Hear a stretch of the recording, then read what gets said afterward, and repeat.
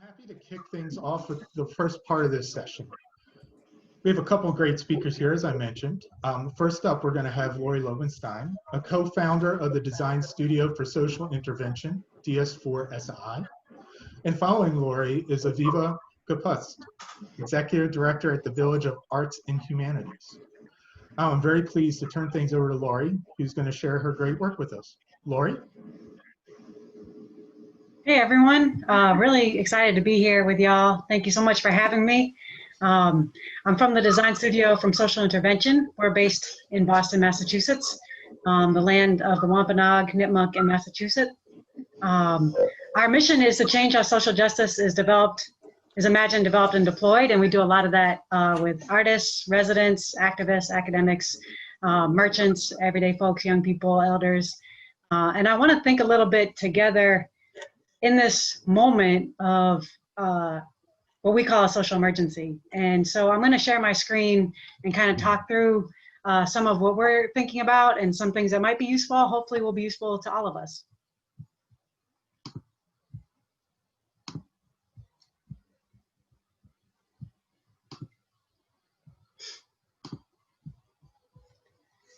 Definitely let me know if you're having any troubles with my audio or my screen.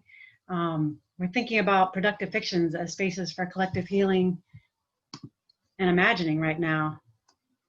The last 6 months have been like no other, as COVID-19 has really underscored and exacerbated the racial injustices and inequities in our country. And like so many other organizations, we're wrestling with how to welcome our communities back into public safely, joyously, how to think inclusively about communities and residents who have never felt welcome in public. And even as we do this and we reimagine our programming and work with all sorts of partners, we're faced with almost constant police shootings of Black people that stop us in our tracks. The past seems to rush into the present, and the notions of a collective we that we work so hard to embody and develop and weave get torn apart.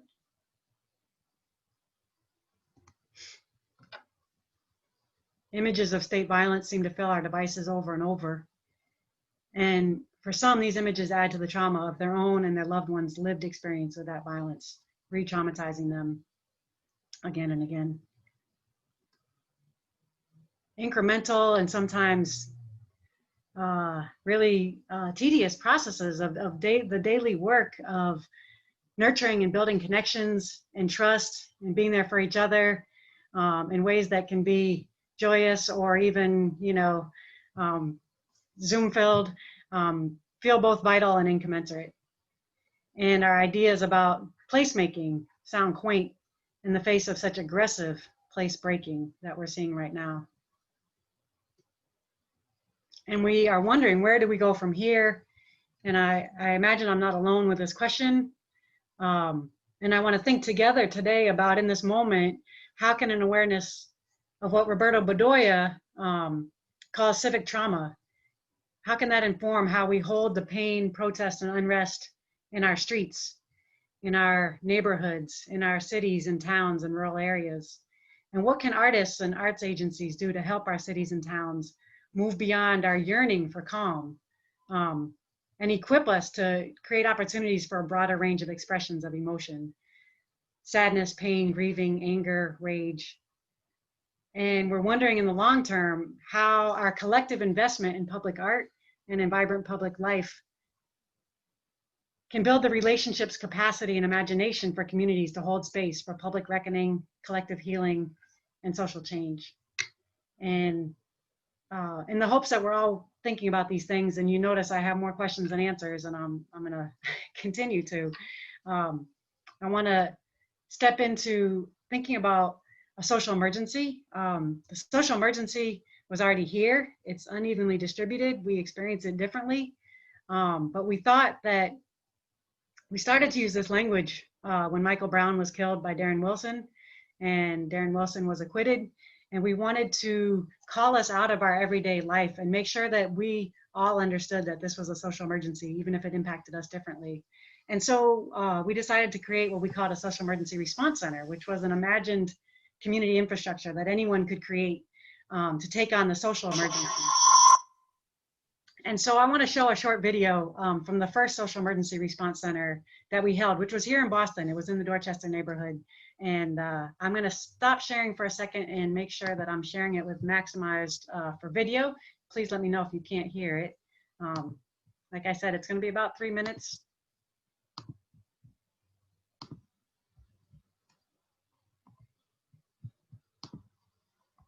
All right, let me see. Thank you for your patience. Here we are.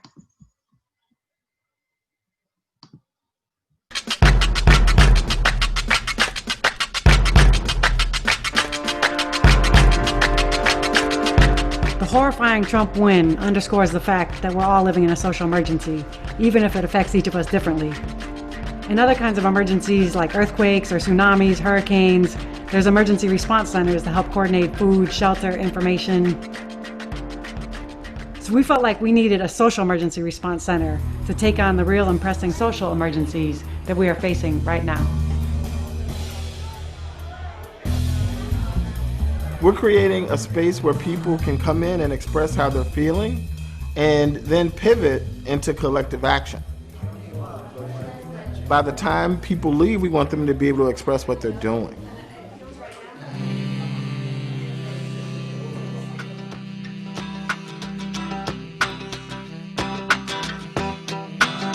With Trump trying to dangerously narrow the definition of what it means to be an American, circs are places where you can bring your whole damn self.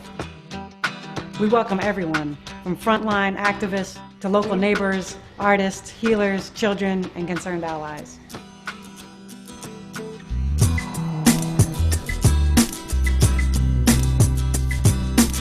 The circ is a place where folks can feed their mind, body, and spirit.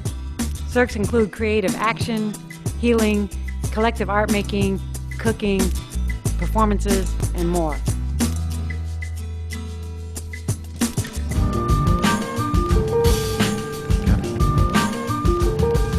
In emergencies, we need information. The plotting room includes our political workshops, our radical library, and interactive ways of reimagining this work. We're figuring out how we're tracking this storm and how we're reconstructing democracy after it. Circs help us recognize we're in a social emergency. They're an orientation space. They help us move from despair, rage, and hopelessness into collective, radical action. It's ended up being a space where there's actually room for exchange and you can actually see the change happening. I've made connections with people that outside the space I don't know if I would cross paths with some of the people that I've met today. The circ is an idea of bringing people together to reflect of what is happening in the other space, to then reflect how can we organize, what we should do it, and I think that is an idea that's going to spread. Boston was just the beginning. Communities around the country are beginning to plan their own social emergency response centers. Want to join us? Contact us at circ@d.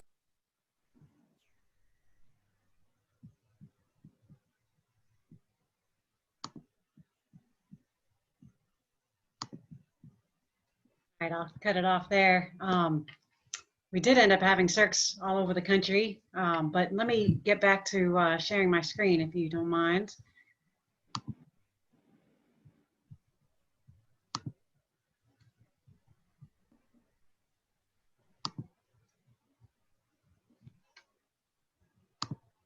There we go.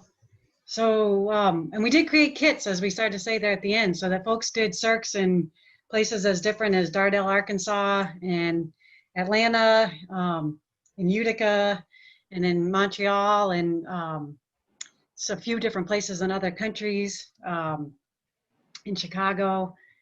But that might have seemed strange because right now there's a lot of what we did in the circ that we can't do right now. We are in no ordinary time. I thought I'd bring a little levity with one of my favorite memes here.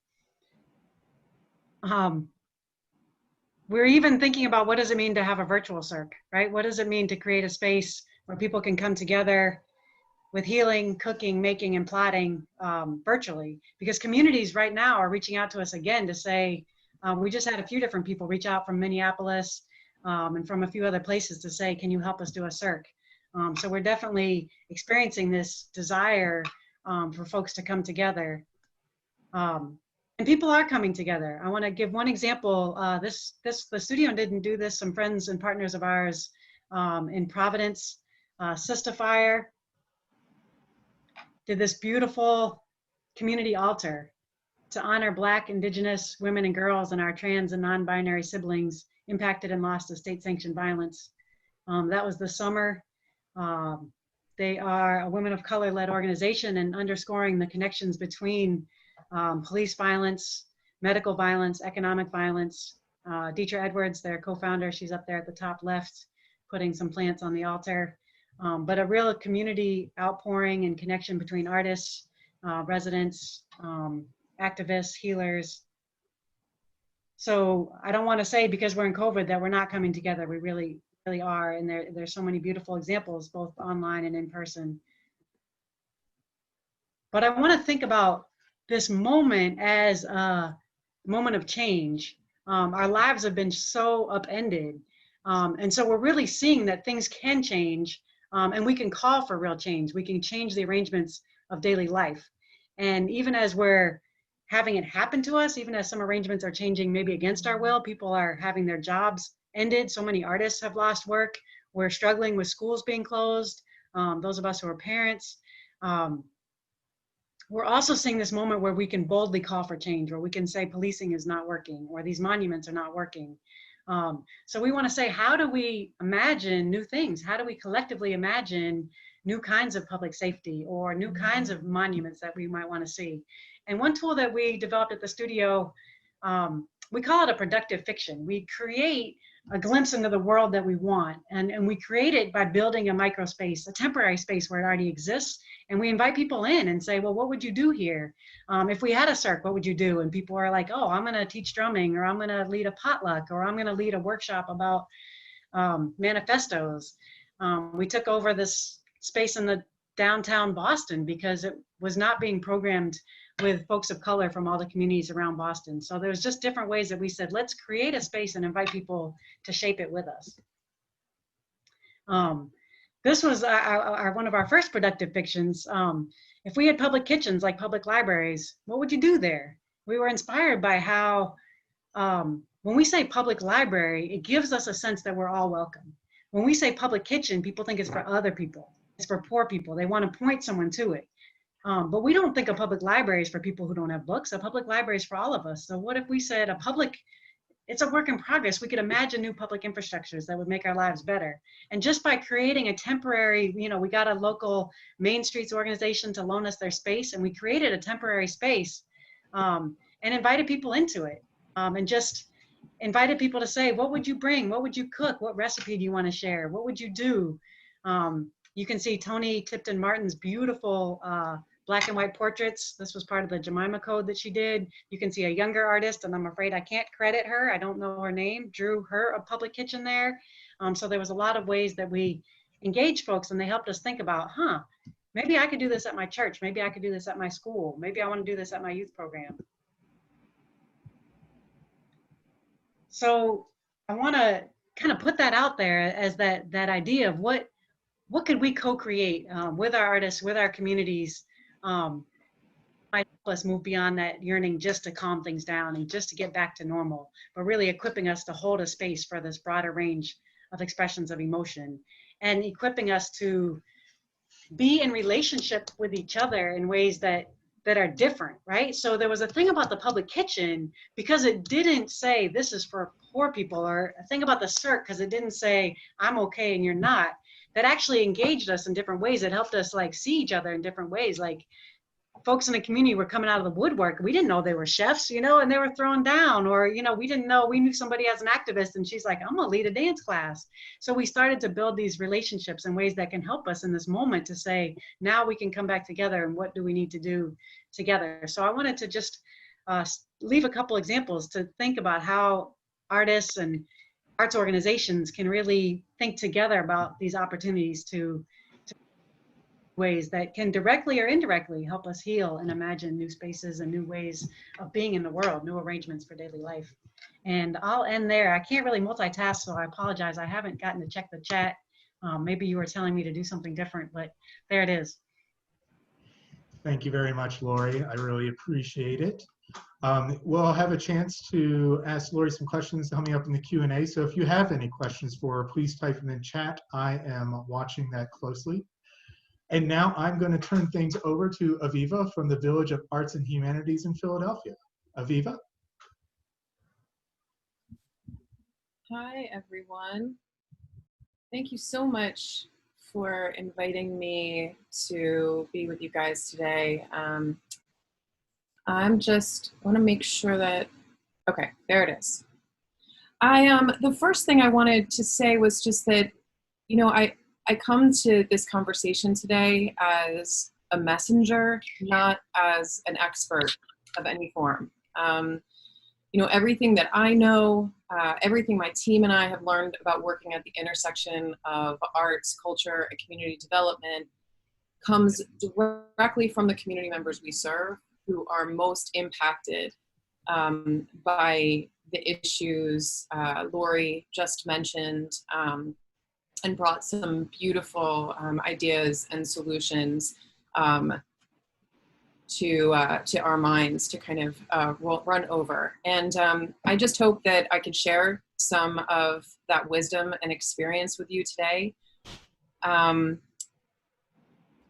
wanted to also share that since the beginning of the COVID-19 pandemic, the most frequent question my team and I have been asked is how the village and this community is faring and navigating during this time of crisis. And honestly, my answer has been the same every single time, that we're used to it.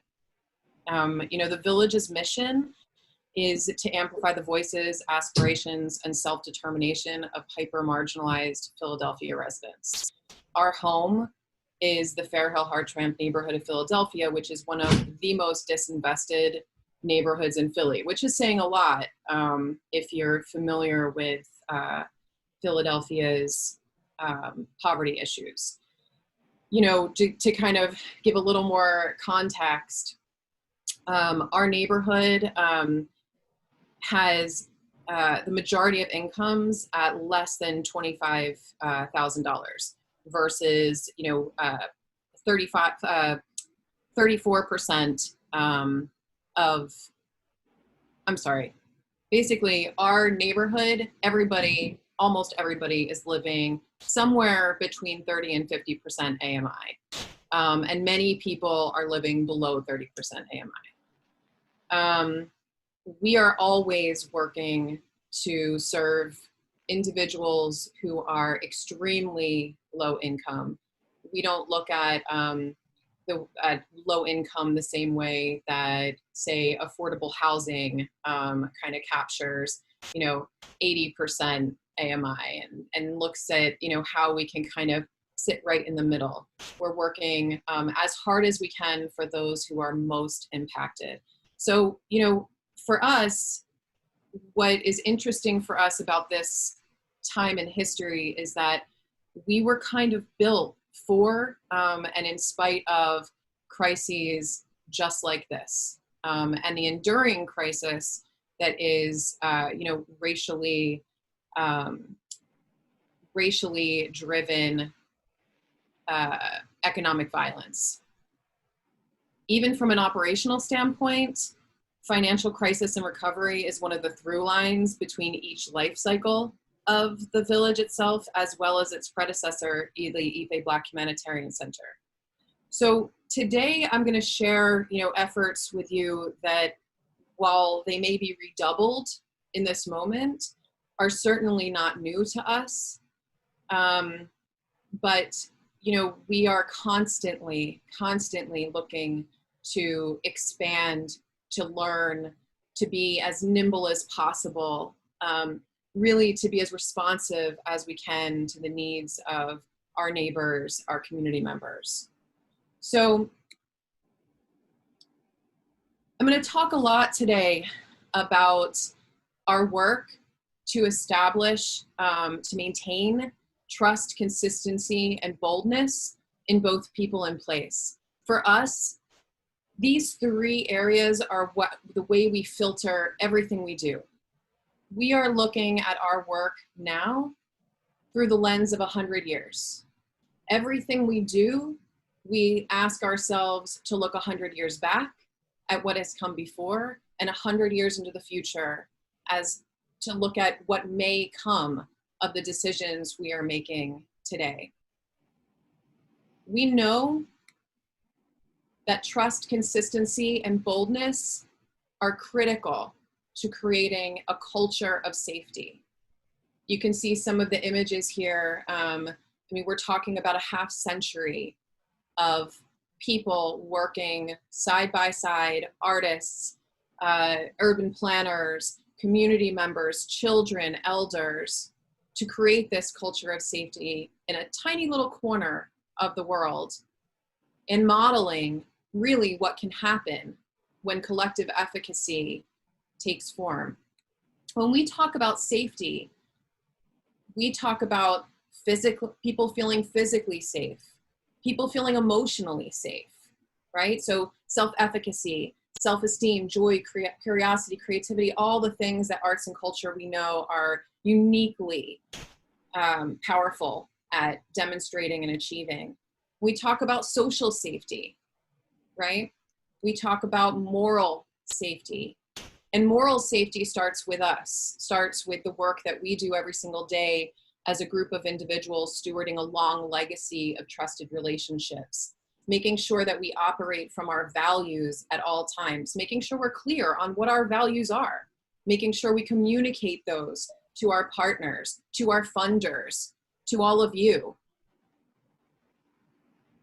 And so today our work is about learning and building a culture of safety over and over and over again. We have 3 areas we work in. We work at building civic power. We have programs like People's Paper Co-op that are supporting women in reentry and are designing ways that women in reentry can actually design and enact the policy that's necessary to bring women back into the communities where they can be the people who are making sure their community is safe during health crises like these. We model equitable revitalization, whether that's housing or taking over, purchasing a public safety or a crime a building in the middle of a crime hotspot, and looking to our neighbors to figure out how we can actually develop this building to not replicate the types of financial models and usages that we do not want to see happening elsewhere. We look to the land.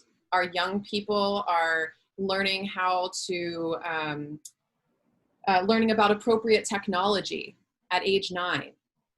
They're teaching us about permaculture. They're feeding each other. They're at our food distribution sites giving out fresh vegetables right now. They are quickly mobilized to action because they understand their connection to their neighborhood, to their city, and to their world. And we nurture youth leadership. We're preparing these young people to make the changes we need to see happening now. And we're preparing them to be able to advocate for themselves. Because as we're looking at the way environmentally, socially, politically, we are becoming less and less capable of doing that work, we need them to be ready. So during COVID-19, trust, consistency, and boldness looks like certainty, stability, and joy.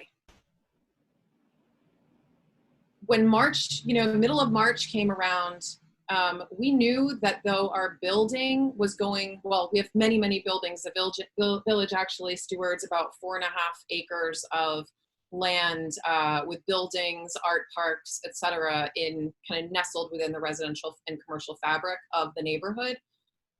So though our facilities were going to be closed, we knew we were on deck. I mean, we were ready to go immediately with both emergency responses and adaptation to make sure that the programs we had were going to be able to continue and support people in the way we had always supported them.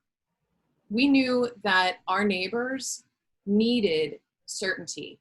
There was so much information flying around that to be able to translate that in real time, to be able to hear something at a food distribution site and myth bust that immediately on a poster or on cards that people could give out to each other because they didn't know how to answer the questions that people were asking, that was vital to being able to get people rolling and get people into the systems and resources that were being designed for them.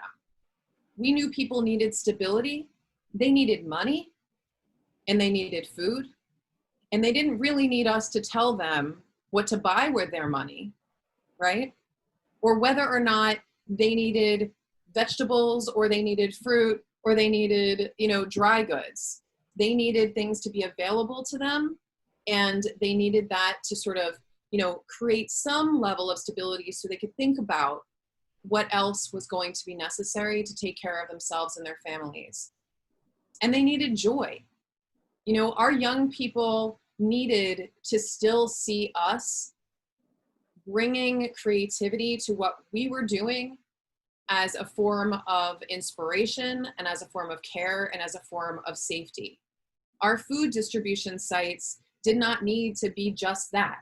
They needed to be, a socially distanced party with artwork and music, right? And conversation. So if you take a look at just the corner building of the village during COVID, you don't see a clinical social service site.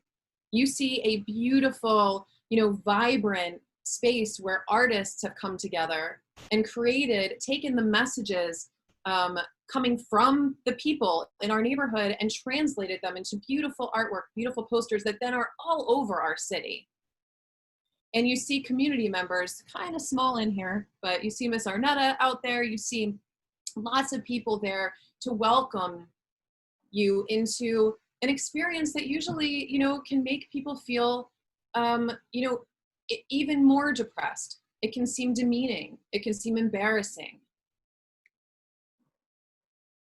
For us, consistent certainty and stability looked like bringing our women, our fellows in People's Paper Co-op, formerly incarcerated women, together to write an op-ed to help the world, right? To help society understand what it's like to cope with isolation, right? Because this isn't new for most people who are living, either in incarceration or away from people who are incarcerated, a form of isolation and loss, right? In neighborhoods that are isolated from resources. So how do we actually lift those voices up and actually let them tell the world how to cope with crisis? And we fight even harder than normal for justice, right? We become allies to campaigns that are going on. We work with Black Mama's Bailout every single year. This year, we went harder than ever, and we were able to raise almost $90,000 to bail mothers out around Mother's Day.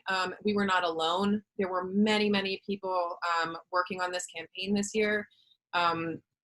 The young people at the village and across the city are now working with, the village is convening a consortium of groups and young people to design a 2-year campaign to end youth incarceration in Philadelphia that kicked off unbelievably during COVID. We got out there and we put some of our neighbors who we know can build things really well, and we put them to work and got money in their pockets to build information stations. People need analog information. And so we went out, we made sure these stations were in the 5 most trafficked areas of the neighborhood, and we're constantly rotating content. And I wish I had a picture now because we've also added some really beautiful artwork to it, and people have started to contribute their own messages as well. And we supported the artists who have helped keep the village alive for many, many, many decades. These are the artists that work with the policymakers, that work with the young people, that work with all kinds of designers to do arts-based community development work that makes a difference in our neighborhood and across the city. And so very quickly, knowing that funds would, you know, in particular, philanthropy would have a difficult time, and did at first, getting money into people's pockets, we got ourselves together, and we are a very small operation, just so you know. We're not like, we're a very small organization. But we got ourselves together to raise some initial funds. We started with $20,000. We were able in the end to raise $160,000 to fund all 340 some, my numbers I'm sure are wrong, Black artists residing in Philadelphia with $500 GAP grants, emergency GAP funds. We created a very simple application. This was acknowledgement that this issue they were going to be facing of not being able to support their creative practice, not being able to service society in the way that they have to make their money from doing what they love was going to endure for a long period of time. Our goal was not to solve it. Our goal was to help them through that month or the next month. And the response is, we also very much wanted to prove, again, that it isn't our job, our role. We shouldn't have the power to decide what people need. We should be there to recognize when they tell us there's a gap, there is something missing that's essential. And we should step in when we can, especially when we have power, to fill that gap and let them show us why it was necessary, right? We're talking low risk, right? We're talking $160,000, $500 a person. That's a risk we can take. And so we were able to demonstrate that, and it was very powerful for a lot of Philadelphia philanthropy, and it was very powerful for the artists. And so I wanted to just, and those are just a few examples. I mean, obviously we're doing a lot. We have core programs that have been, you know, adapted to COVID, and we are, you know, we are really full speed ahead. I also want to mention that all of this has occurred while there has been relentless layers of crises in the neighborhood, whether it's an uptick in already serious violent crime in an area where crime is 12 times higher, violent crime in our neighborhood than the rest of the city. It has gotten worse, right? Where our commercial corridor was literally burnt down and destroyed during the uprisings, where there was a 5-alarm fire the week after along the corridor. I mean, it's been layer upon everyday trauma from economic violence. And so, again, this is our work. It is what we were built for. It's not easy, and that doesn't mean that it's easy, and it also doesn't mean that it should be normalized or it's okay. But my ask, if I could be so bold as to ask for something from all of you, is, and this is for, you know, looking at people who are part of sort of the driving power behind the policies and the focus areas that bring funding and resources into communities like ours. You know, we really believe that in order to respond to this type of work, you have to see it and you have to feel it. You have to get close to it, and you cannot be in Harrisburg, you know, in your office. You can't be, and for most people, that's not their choice. So this has to be an ask of, you know, of the whole system is to get us out into the fields. By doing that, that is how we can begin to build trust among our network. And it's how everyone can better support consistency, can see programs like Lori's, can see these efforts and these successes and say, that cannot go away. I will not on my watch. I will make sure if it's not my resources, it's someone else's, that will stay. And to invest in boldness, to invest in the new ideas or in what already exists in communities that helps to build safe places, right? The non-traditional, the alternatives to policing, the alternatives to education that work every single day, to invest in those things because they are bold. It's bold to do that work when you're putting pennies together. And I think, if we can begin to do that, we can begin to build the muscle in, the networks that are needed to kind of, sit in between these crisis flashpoints and build capacity. And so with that, I think that's all for me. Thank you so much for letting me share with you. I really deeply appreciate it. Thank you, Aviva, and thank you, Lori. We are now going to move into a question and answer period. We have about 10 minutes for this. Thank you to those of you who have sent questions via chat. I really appreciate it. If you have a question for Lori or Aviva and it doesn't get answered today, I'll follow up with them via email afterwards and make sure that I can get you an answer for that. So the first question I have is for Lori. This is from Haran, and she would love to hear more about how state arts agencies can help seed these ideas and set up grant programs, maybe create ways for organizations to come together to think about your ideas and how it might all work in the social distancing setting besides just the online option. Those are great questions. I do feel like it's really interesting to think about state arts organizations, and some of the times it's been really helpful with different kinds of foundations to have even small mini grants to support communities that want to come together to do a circ. So there might be some really interesting ways that you can partner with your grantees if you have grantees and they're interested. And it wouldn't have to be a circ. It could be a circ or it could be some other kind of productive fiction that they wanted to do.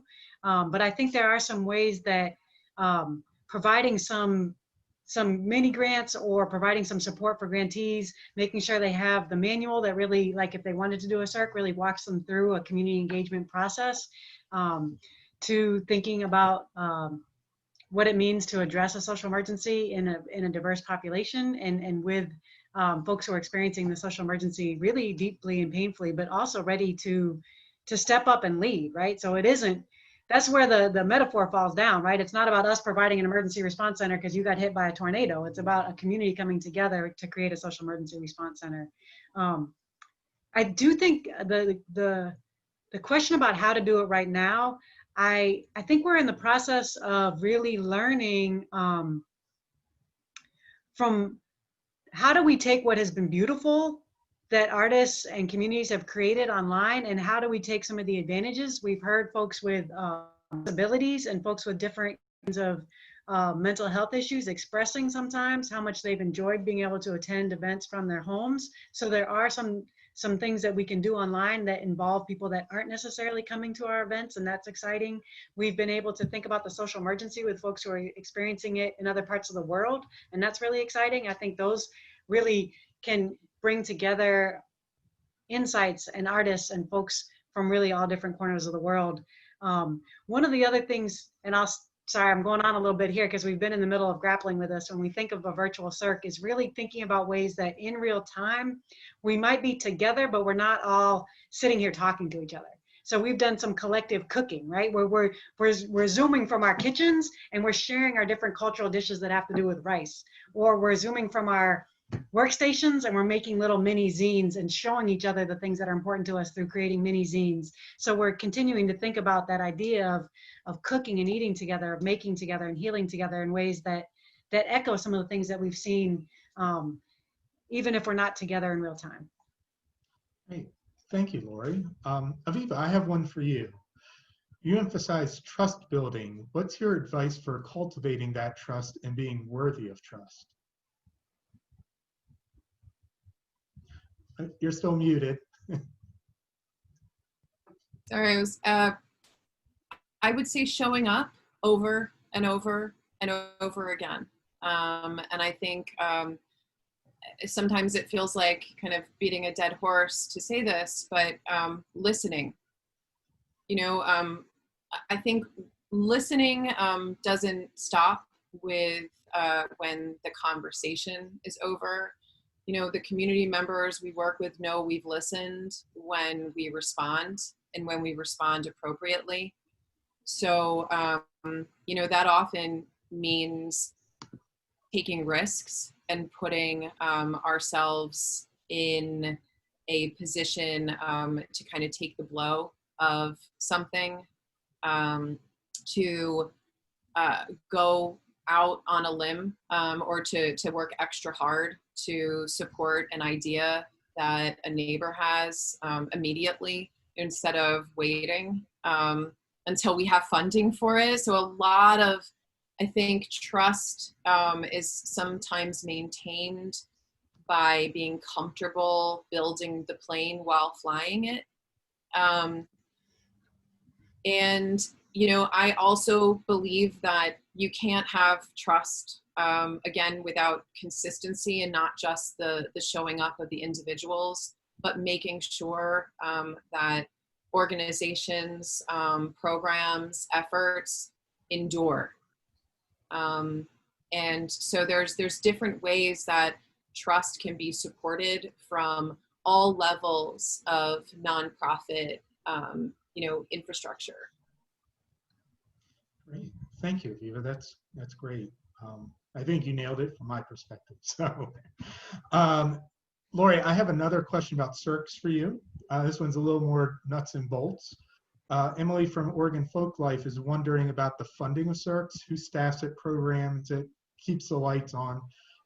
How do you keep that functioning?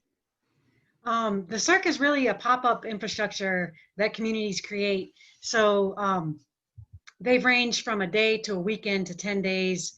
And they're usually hosted by an organization that, either a partner of ours or an organization or a set of folks in another community that want to do a circ, oftentimes in partnership with, folks that they've been deeply in relationship with in their community.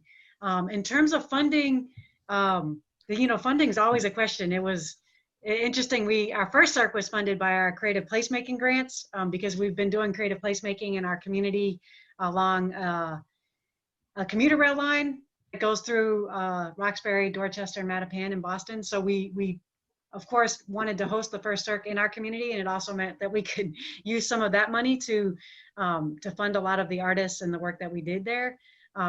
We also got to support an amazing activist and healer, Tufara Muhammad, to do some circs in Little Rock, in rural Arkansas, and in Utica, Mississippi. So we were able to sort of be a conduit and put the money into someone else's hands who was really familiar with communities that we weren't. So it's kind of, I think being creative, there's a lot of communities that we just sent a kit to for free. It's like Aviva said, before we had money to do a circ, we're like, we got to put this in people's hands. It was an all volunteer force to create the manual and to create the kit. And we just, anytime somebody wanted it, we didn't charge. We just sent it so that they would feel like they had the tools that they needed to make it happen. And the rest of it was really their own relationships and trust. Thank you. That actually rolls right into another question I have. This one's for both Lori and Aviva. Why don't we let Aviva answer first, and then Lori, you can chime in. Do the artists you engage or the people you engage to do community-based work receive any training or guidance for working with traumatized populations before working with them? That's a great question. We do internally, we actually are lucky, very lucky to have one of the city's leading trainers in arts-based trauma-informed practice, Michael O'Brien. He is our director of learning. And so we have, really formalized our own processes and practices around that work. And our own internal professional development includes training in various ways of working with populations, hyper-marginalized populations who experience a variety of intergenerational trauma. our artists, when we work with artists, there are very few people we work with on a short-term basis. We believe that, artists work best in these settings when they have long stays. So we are able then to kind of wrap those artists into our trainings, make sure that they're having one-on-one conversations, and also build in additional social supports from experts who do the kind of work that we do not do. We aren't social workers. We are not clinically trained and can do more damage because we're not. So we try to wrap that into the programs as well, and I've had a lot of luck with that. What about you, Lori? That sounds amazing. I can't say that we've had that capacity. I think our approach has primarily been to work with community organizers, artists, activists who are already either deeply in relationship with the communities that we're working in, whether they're local or we're working in communities in other parts and we're partners with theirs. But I do know one of the things that we had to be very intentional about when we were designing our first circ, we were actually designing the circ thinking that Hillary Clinton was going to win, and we wanted people to understand that we were still in a social emergency. And then she lost. A lot of folks who had not been experiencing the social emergency, a lot of artists, particularly white middle-class artists, came to our open volunteer sessions because they really wanted to be able to offer something, and we appreciated that. But we knew when we created the circ that they could not be the face of the circ. So when we actually started programming the circ, we went back to our partners and artists in our communities to say, will you run your awesome high energy dance class? Will you cook your amazing jerk chicken? Will you lead some taiko drumming? And other artists who were not from these communities were able to help us in a variety of ways, but we're not necessarily, we didn't try to, like Aviva said, she's in a long-term relationship with folks. We couldn't get a bunch of folks up to speed to say, oh, you want to help a community that you're not from. We couldn't get them up to speed for that in a way, it just didn't make sense. It would fall back on like, we're okay, but you're not. And that's not what we were saying. Yeah, I wanted to just also kind of add that a lot of the work that we do is done, when we do it well, is because we have multiple sectors represented and because we have multiple sort of perspectives represented. And so just by doing that, there's often, we're creating sort of safer spaces where, community members, community leaders are present to be able to bring a different lens to the overall conversation. For example, we are currently piloting this second, or designing Philadelphia's second participatory youth defense hub.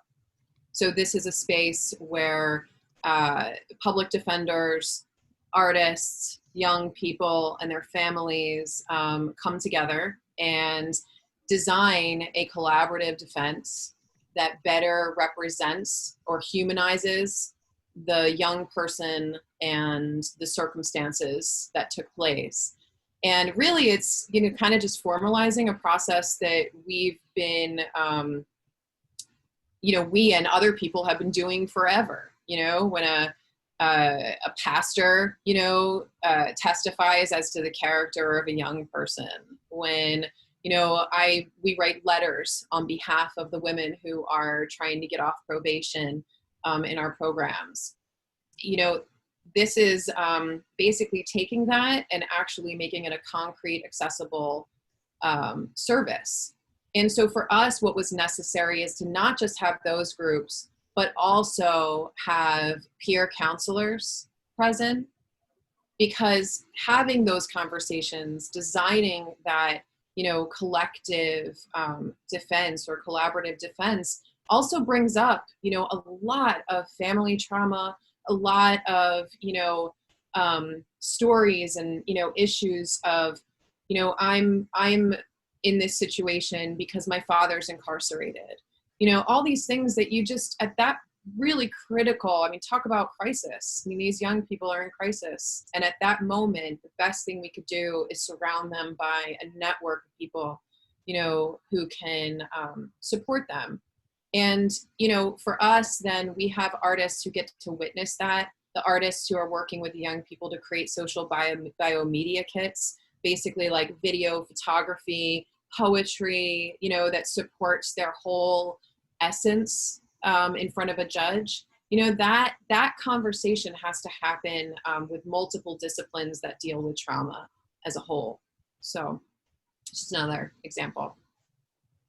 Thank you. Unfortunately, we're going to, or not unfortunately, because I'm really looking forward to the second part of the session as well. We're going to shift to hear a bit from our SARES agency folks, but I want to thank Aviva and Lori. This was a great first 45, 55 minutes of this session. I really appreciate it. I hope that you'll stick around and interact as we continue forward. As I mentioned earlier, thank you. As we continue forward, as I mentioned, the second half of the session, it'll be some of your SARES agency peers in a roundtable discussion. That's going to be headed up by Nashormeh Lindo, the chair of the California Arts Council, and she'll be moderating the conversation with Margaret Hunt, executive director of the Colorado Creative Industries, Freddy Velez, deputy director of the Institute of Puerto Rican Culture, and Susan DuPlessis, community arts development director at South Carolina Arts Commission. I don't want you to think that your role is done, everyone out there. If you have questions or comments that you'd like inserted into this moderated conversation, please shoot them over chat. I'll be watching chat and plugging them in when there is time and availability. So I'm going to turn things over to Nashormeh. Nashormeh? And Nashormeh, you're still muted. Knew that was going to happen. Thanks, everyone. Thank you, Eric, and thank you, Aviva and Lori, for your presentations. Very, very inspiring. I just want to say really quickly, Aviva, I was a part of the Ile Ife Artist Consortium many, many years ago when Arthur Hall had this vision of an artist village and community. And it's just wonderful to see that it's come to fruition. And I have a lot of questions for you about that, but I won't ask you about them right now. But I do want to just talk about the fact that art gives us a sense of common purpose.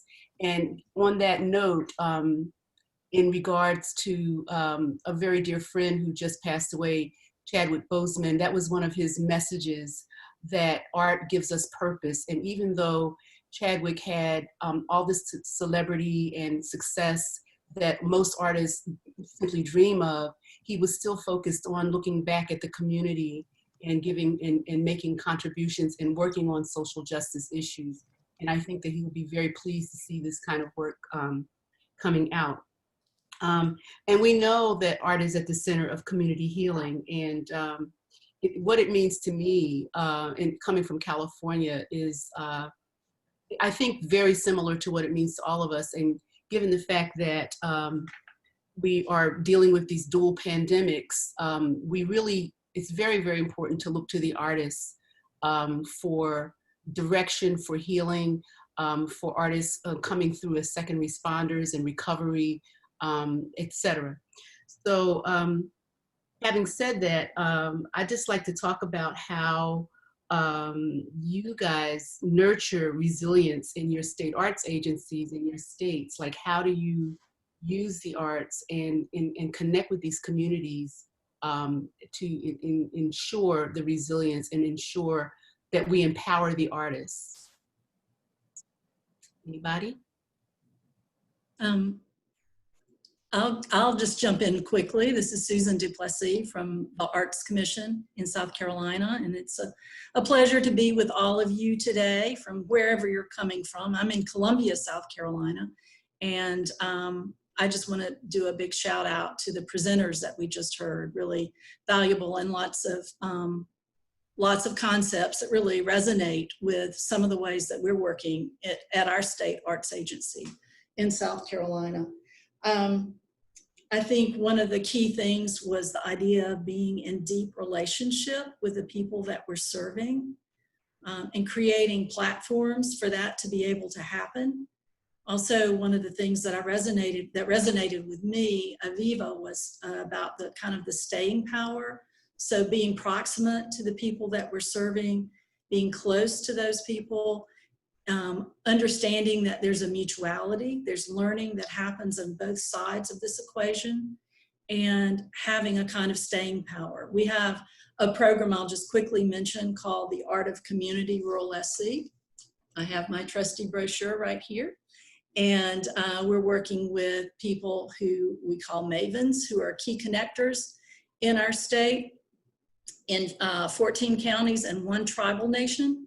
And we have been working with them going on 5 years in some cases. And so the idea of being in deep relationship with people for a while, not just jumping in and jumping out or funding a project that happens in the course of a year and you're gone, but understanding the commitment that we make and the value in learning over time with each other, that ultimately is going to build a new story of who we are in our state and the relevance of arts and culture in our state. Thank you. That was my husband bringing me some sustenance. Well, I just want to say, like, for us here in California, we've adopted a new strategic framework that emphasizes some key principles that I think are very important and have helped us to connect more with the communities, even though we had artists and communities programs and creative placemaking grant programs, etc. One is that you have to understand what your communities need and don't assume. And I think it's very important, this whole notion of for us, by us, that we incorporate the community's voice in all the work that we do. Seek and listen to unheard voices. And this has been something that's been a real challenge for us, because there's some people whose voices, they don't think their voices are important. And we've actually created grant programs to try to make certain marginalized communities realize that they are important to us and that they are strategic to the functioning of the creative economy and the creative ecosystem here in California. Also, I think it's very important for us to examine our decision-making and our biases. I think that given COVID and all of the various things that have kind of come up in the last 6 months, we have to all realize that we do have certain biases, and that there are certain people who are in power who are going to have to relinquish some of that power in order for us to really get to the foundational power that art has to change our communities, because that's kind of all we have right now. We're getting a lot of mixed messages, and part of what we're up against is contradictory messages that are going out from our so-called leadership that really kind of undermines this work. And I think that it's up to the artists on some level to bring the public's attention to what they can do creatively to counteract these messages. Focus on equity. This was a big piece for us in California.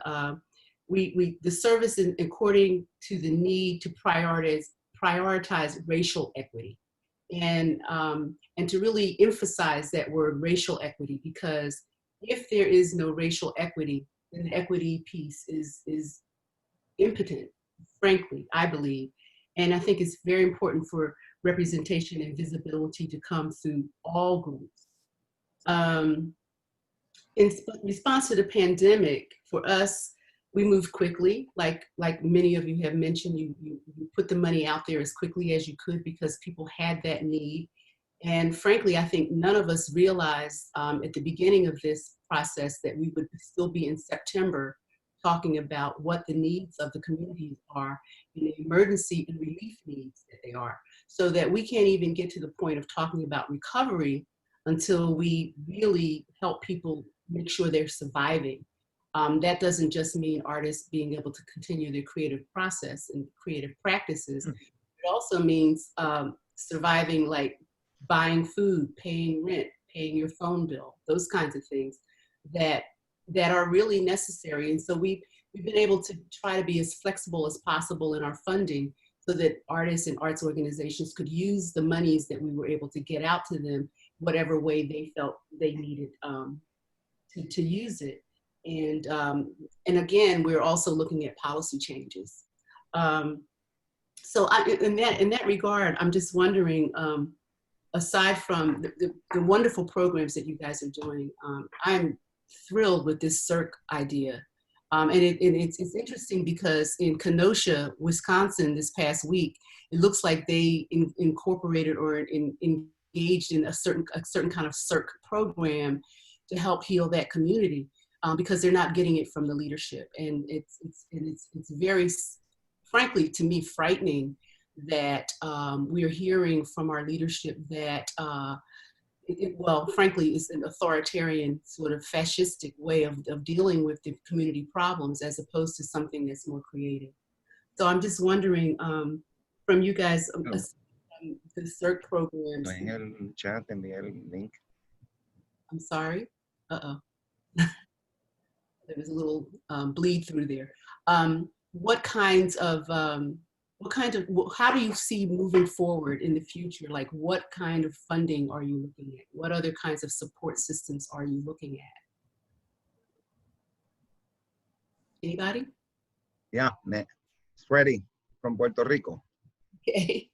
Hi, thank you, Nasha. Thank you, Eric, Lori, Aviva, Margaret, and Susan.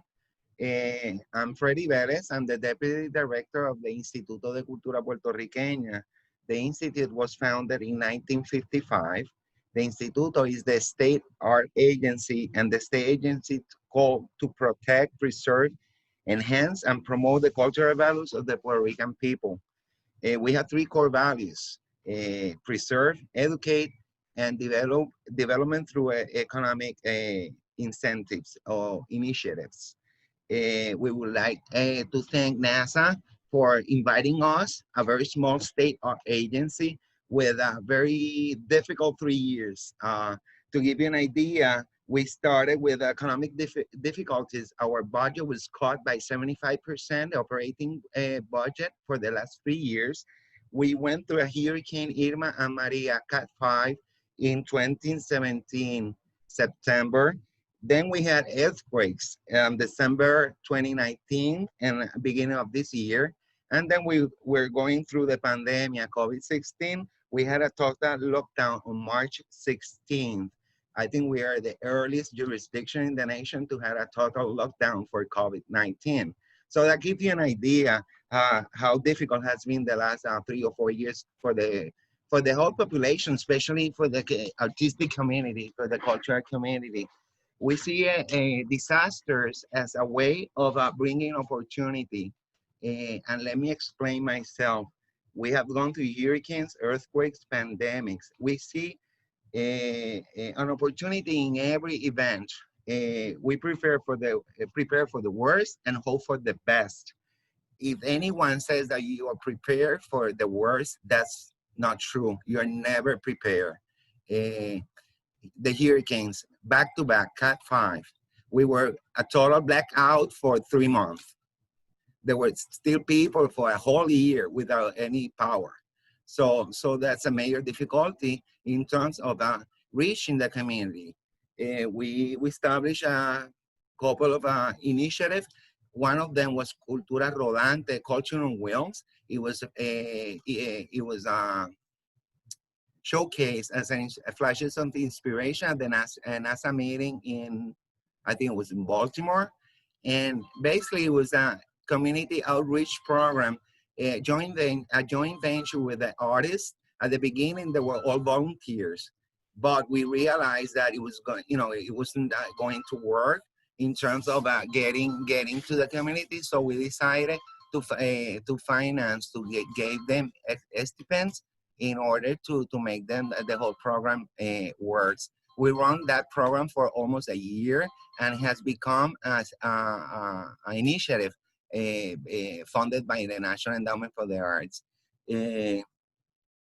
I would like to present after any disaster, you have to realize that changes has to occur in order to survive. I have written down a couple of notes. I think there is a couple stages in that response. First is surviving. If you don't have any power, if you don't have any communication, if you're not able to get out even from your house, you have to first to survive. Then there's the recovery stage, the preparedness, and the resiliency. I think we have gone through all of them, those stages, without realizing that we have gone through.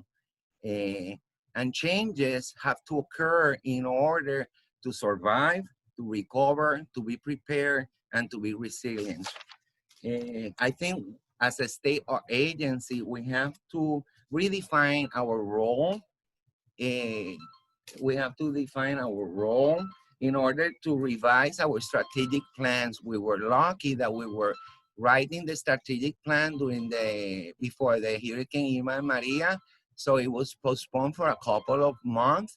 And then we came back with a strategic plan. We added one main section, preparedness and resiliency. And that's part now of our strategic plan. We have been able to use it for the earthquake stages and for the COVID-19 stages. You have to revise your procedures. You have to cut red tape. There's no way you can survive without cutting red tapes. Even that you have to oblige with state law and federal law, but there are certain things that you have to rethink how you have been doing things and going back to the drawing board. After Hurricane Maria, we were able to issue checks. Yes, paper checks. We didn't have any power. So we went to the bank, they opened one of the branches in Old San Juan, and we asked them for paper checks. And after 3 weeks, we were able to pay all our artists with paper checks. And we coordinated with that local branch, and they honor those checks. So that's give you an idea that you have to think out of the box in order to respond. Your response has to be on time and efficient. If it's not efficient, it doesn't work. And if not on time, it wouldn't work either. Why? Because the need is right now. It's not 2 months from now. It's not a year from now. It's right now. That's the example of issuing handwritten checks, paper checks, because they needed the money then. No, it was 2 or 3, 4, 5, 6, 7 weeks after that. So basically, I would like to thank NASA for allowing us to share our thoughts and our ideas in terms of how to be resilient. Thank you. Thank you very much, Freddy. And I just want to say that as a member of NASA, when I think some of the first disasters hit Puerto Rico, we were all so impressed by your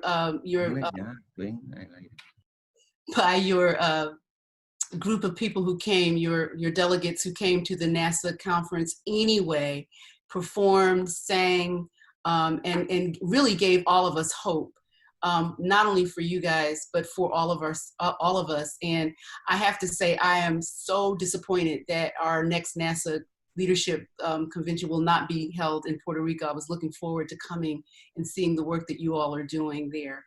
I'd like to also just pose to you all how you are listening. I'm seeing questions from people and they're asking questions about how you engage and empower marginalized communities through grant programs. For the California Arts Council, one of the ways that we've done that in the past has been through programs like Cultural Pathways, where we literally in the grant guidelines said that the grant was available to recent immigrants, refugees, tribal communities, indigenous communities, like specifically written into the grant guidelines.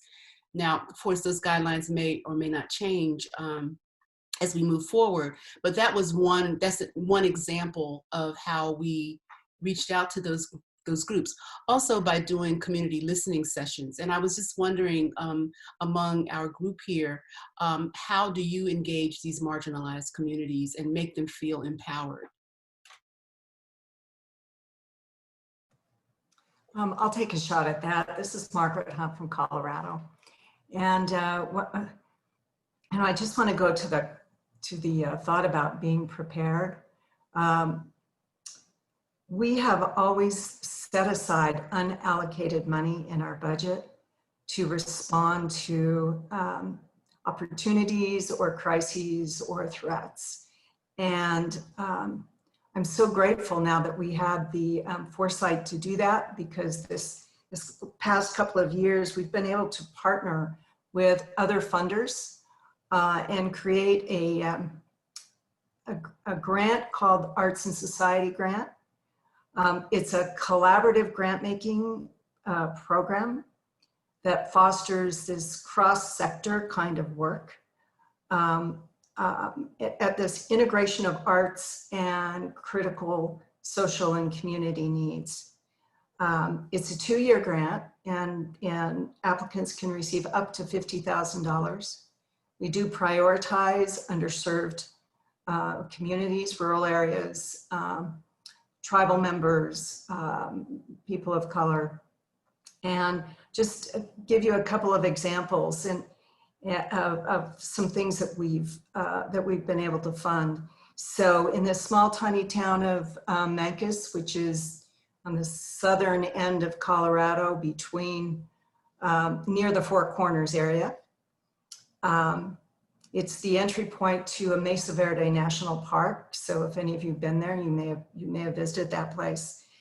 But they were very committed to developing authentic and deep connections with members of the tribal community, especially the Navajo Nation that was so really devastated by COVID-19, which some of you are probably very aware of.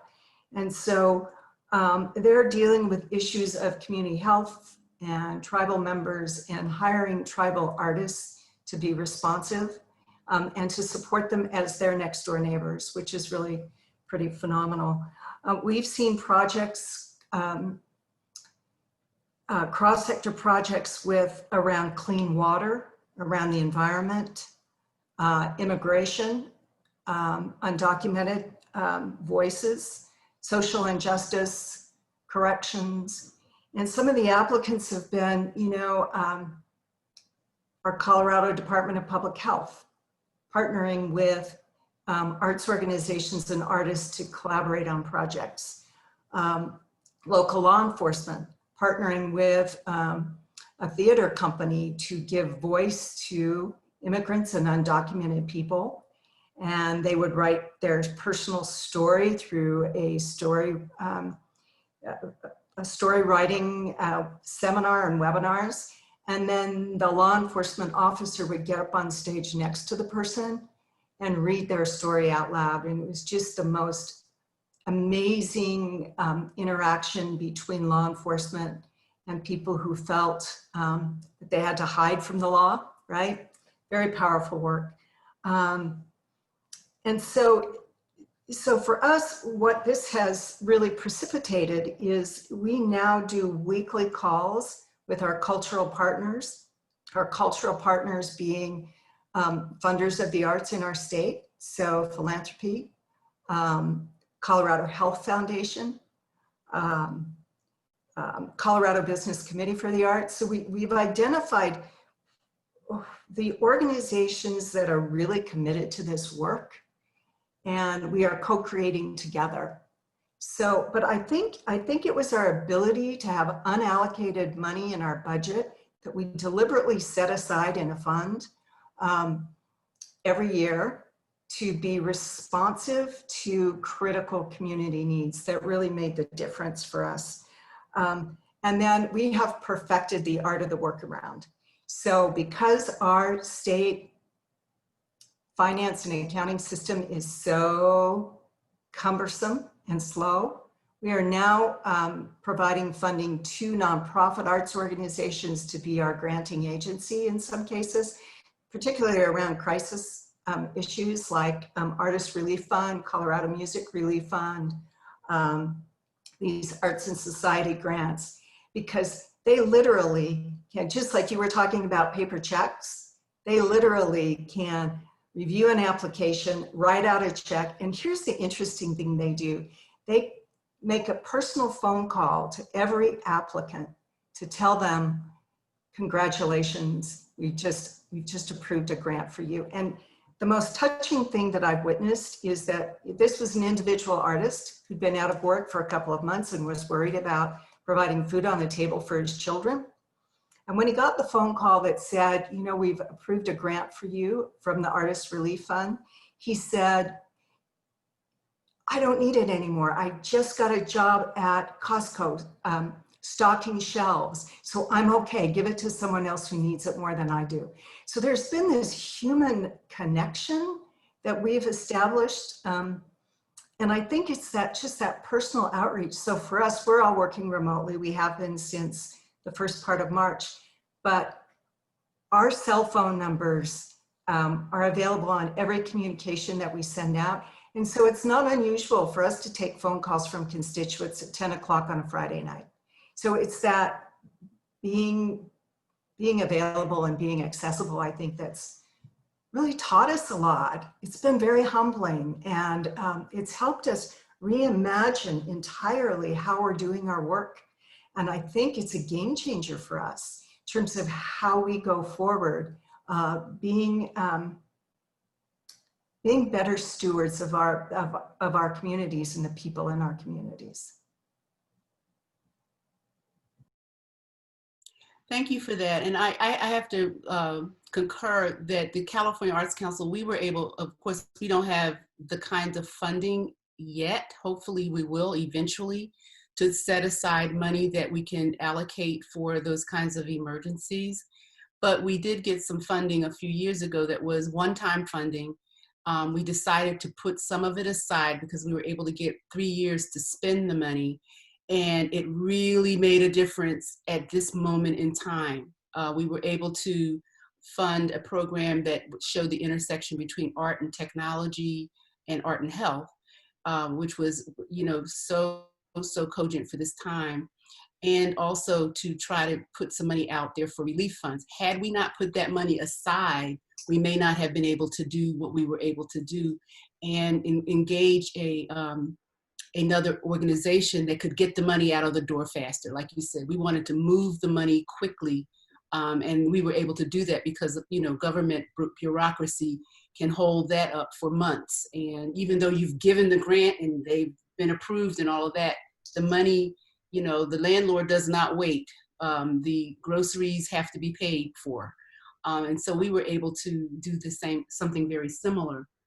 I'm just wondering, among our group here, how you think about engaging, because I think that the other piece of this is this public-private partnership, how you engage the private partnerships, because I think as we move forward, the funding is going to be a little wonky, frankly, because of the COVID, because of the economic impact of the virus. How do we engage the private sector to be more involved with the arts? I know that you mentioned in Colorado how you all have these, you know, business interests in whose interest is in the arts. Does anybody else have something similar that you are engaging in order to get that additional funding? Mm-hmm. This is Susan from South Carolina, and I would say that everything we're talking about today in terms of crisis, we've been in crisis for a long time, and the moment for creative thinking is, you know, it's a moment whose time has come. If it's not already there, it's certainly now. And one of the values of doing work in placemaking, call it creative placemaking, whatever you will, is looking at the partnerships that can evolve and the other, finding the role of arts and culture inside of other sectors as a useful tool and as a way to build engagement. I think that has been part of what we're doing here in South Carolina. We view our partners who are mavens on the ground, and there are several we invited who are on this call today. So I say a special shout out to them. But this is about creative thinking and working differently, and the value of partnership that comes from seeing how arts and culture can work inside of an economic development frame or a health and well-being frame or an education frame. These are all challenges that we all have wherever we are. And so I think the words that come to me that I especially want to shout out right now are resilience, flexibility, and relevance. And so being is as part of an operation, and I know some of us have more agency within our agencies to make, to approach work differently. And I'm really, I want to just do a shout out to the South Carolina Arts Commission and its leadership and its board for that kind of agency, that we've been able to work differently to really connect with people in various parts of our state to make real change, positive change. And so Eric, I just wanted to quickly show a couple of images from some work that has happened in Allendale, South Carolina, that I think demonstrates a kind of flexibility that the Arts Commission has had. This was a group that had a grant to do creative placemaking, but in the midst of the COVID crisis, we gave our grantees the opportunity to retrofit what they had said they were going to do into more of the context that we were living, and to make something more relevant. So this is a thank you mural that was done in Allendale, South Carolina. And Eric, if you will show the hometown heroes, this is our Maven and her team. This was part of a celebration that happened in June to celebrate the hometown heroes who were the frontline workers in this small town of about 2,000 in South Carolina. And so each letter of thank you shows a different kind of hometown hero. And then Eric, if you'll show the next picture. And those are the hometown heroes. They went around the community. You should have gotten another email, Eric, that has the hometown heroes in it. And if you didn't, this team went around the community. They took pictures of the retail clerks from the grocery stores, from the school district, people who were still having to go to work, having to be those people who were the front lines. And this was their way of saying thank you. And they had a very appropriate, socially distanced celebration of the people who were really helping to continue to make their community work. So I think, you know, there are multiple ways to tell this story, but from the State Arts Commission's point of view, this was a way we, you know, we allowed, if you will, that kind of flexibility in the grant making to, yes, please be relevant. Please don't sit on this money and ask for an extension. People and places are in crisis. How can we support local communities, celebrate them, and get money out to people who need it? So that's my shout out to Allendale, South Carolina, and how we're doing it differently in South Carolina. So thank you. I just wanted to squeeze that in. I don't know what our time is like, Eric. I'm kind of like glancing at the clock, but I'm also thinking about one other question that I have for everyone here, which is, as I look around, as I look at the people who are engaged in this process that we're doing right now, and even going to, for example, a NASA conference, what I notice is that it is overwhelmingly white. And I'm wondering, what are your state arts agencies doing in order to build the leadership that expands it to include, to be more inclusive of people of color, to be more inclusive of Native communities, be more inclusive of recent immigrants, et cetera. In the California Arts Council, we just recently, in fact, is just launching a grant program that we did actually in partnership with the Irvine Foundation, which unfortunately is going out of the arts funding business, a fellowship program for emerging arts leaders of color, so that we have training, on the ground training for people in museums, in arts agencies, in other kinds of cultural institutions that more accurately reflect the population. And I'm just wondering if anybody else has any kind of program that's aimed on working on building that leadership. I'm in New Jersey State Council on the Arts, and we partnered with Americans for the Arts on their internship program, which used to be, it's been for like 30 years just in New York. And now the past 2 years, they're expanding it for building leaders of color and placing them in institutions. This year it was virtual, unfortunately, but it's given us the opportunity to connect interns to really strong organizations in New Jersey where they've had a chance to contribute and learn. And then they also come together as a cohort and learn together as well. And I think they're, at least before COVID, they were, you know, each year they're trying to expand it. So it may be an opportunity for other states. Well, I know that Pennsylvania did have a program called Fellowships for Arts Management Enterprises. I think that's what it was called. I was part of the pilot group that participated in that program. And I think it really has impacted my career in the arts, moving from being a visual artist and a teacher to being a part of the administrative piece. However, it was not focused on people of color. I just happened to be one of 2 people who participated in that fellowship program. The program that the California Arts Council has, and you know, thank God for Irvine, is a fellowship that has, I would say, a working salary in anywhere but California. It's $50,000 a year, but they also get health coverage, and the institutions that bring the fellows in also get a certain amount of money to help offset their costs. But I think it's really important because not only in terms of people of color being involved in this work, but also it was an aging population, frankly, and you know, we have to pass the baton.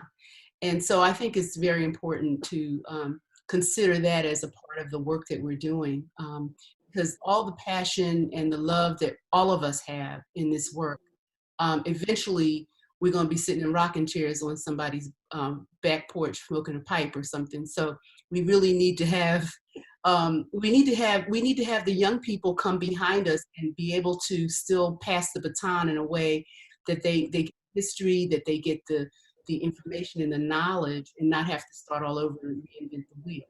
So that's one other piece. And then the other thing I wanted to just throw out there is the idea of technical assistance. I know we're running out of time. So I just like to, you know, kind of, I don't know, are you ready to close, Eric, or are we? Yeah, we're a little bit over. I hate to interrupt such a great discussion, but I do want to acknowledge that we're a couple minutes over. I am happy to stay around for a little bit further if you all want to continue on here, but I want to acknowledge that those of you feeling awkward about dropping off should not feel awkward because we have run a little bit over. And I just want to take the opportunity to thank everybody while we still have the majority of you here. So thank you, Nashormeh, Margaret, Susan, Freddy, Aviva, and Lori. This has been a great session. And now, Nasha, go ahead and continue on, and we'll just stick around until everybody's done. I just wanted to close with a quick quote, because you know the arts empower and they give voice to the voiceless and help transform American communities and make everybody better as a result. And I wanted to close with a quote from Toni Morrison, where she says, "I know bruised and bleeding, not to it's also critical to come to its malevolence. Like failure, chaos contains information that can lead to knowledge, to healing, and even wisdom, like art." And finally, many months of sacrifice and self-discipline lie ahead, months in which both our patience and our will.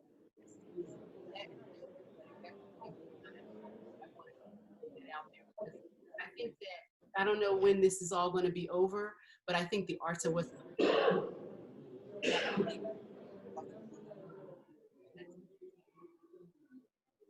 Nasha, we're having difficulty hearing you. You want me to say it again? We have difficulty hearing you. Is everybody having difficulty hearing me? Yeah. Not now. Yeah, go ahead. We had a phone line unmuted, so go ahead, Nashormeh. I was reading a quote, and I was talking about the fact that the arts, as we all know, because we're all passionately engaged, that they empower us, they give voice to the voiceless, and help to transform our communities in ways that that we would not be able to do without that creative power that artists have. And I read a quote from Toni Morrison, where she says, "I know the world is bruised and bleeding, and though it is important not to ignore its pain, it's also critical to refuse to succumb to its malevolence. Like failure, chaos contains information that can lead to knowledge, to healing, and even wisdom, like art." And then John Kennedy said, "Many months of sacrifice and self-discipline lie ahead, months in which both our patience and our will be tested." And I think we can look to the artists to provide leadership in helping people to not only cope with this issue that we're going through, these multiple issues, the pandemic, the social, racial unrest, the political instability, the environmental chaos, that we can look to the artists to provide leadership and to be creative in ways that we can survive it and come through this in a way that is victorious.